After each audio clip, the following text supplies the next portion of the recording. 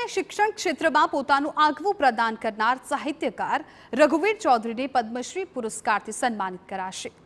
કેન્દ્ર સરકારે પદ્મ પુરસ્કારોના નામની જાહેરાત કરી છે, જેમાં સાહિત્ય અને શિક્ષણ ક્ષેત્રમાં લેખક રઘુવીર ચૌધરીના નામની જાહેરાત કરવામાં આવી।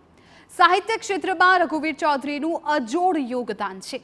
તેમને 2015માં જ્ઞાનપીઠ એવોર્ડ પણ મળી ચૂક્યો છે। ત્યારે પદ્મશ્રી મળ્યા બાદ રઘુવીર ચૌધરીએ TV9 સાથે ખાસ વાતચીત કરી અને કહ્યું કે સાહિત્ય ક્ષેત્રે તો અનેક એવોર્ડ્સ મળ્યા, પરંતુ નાગરિક સન્માન મળવાથી દેશ સાથે જોડાવાનો મોકો મળ્યો છે। સાહિત્ય માટે પહેલા જેટલું આકર્ષણ હતું બધાને એટલું હવે છે નહીં। હવે તો જેમ કે ટીવી સિરિયલ કે ફિલ્મ હોય તો જે લખતો હોય ને એ જ લેખક થાય। પહેલાંથી કોઈ પુસ્તક હોય એના ઉપર ટીવી સિરિયલ કે ફિલ્મ બને એવું હવે અનિવાર્ય રહ્યું નથી। એટલે લખનારની ભૂમિકા થોડી બદલાઈ છે। તેમ છતાં કેટલાક લોકો લખે છે, વાર્તા, નવલકથા, નાટક લખે છે અને વ્યાપક આવકાર પણ પામે છે।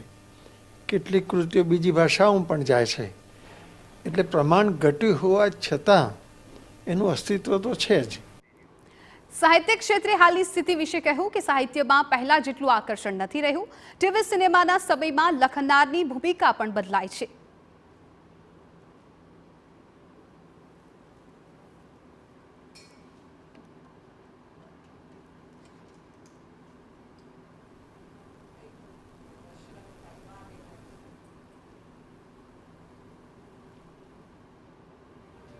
નહીં, સાહિત્ય માટે પહેલાં જેટલું આકર્ષણ હતું બધાને એટલું હવે છે નહીં।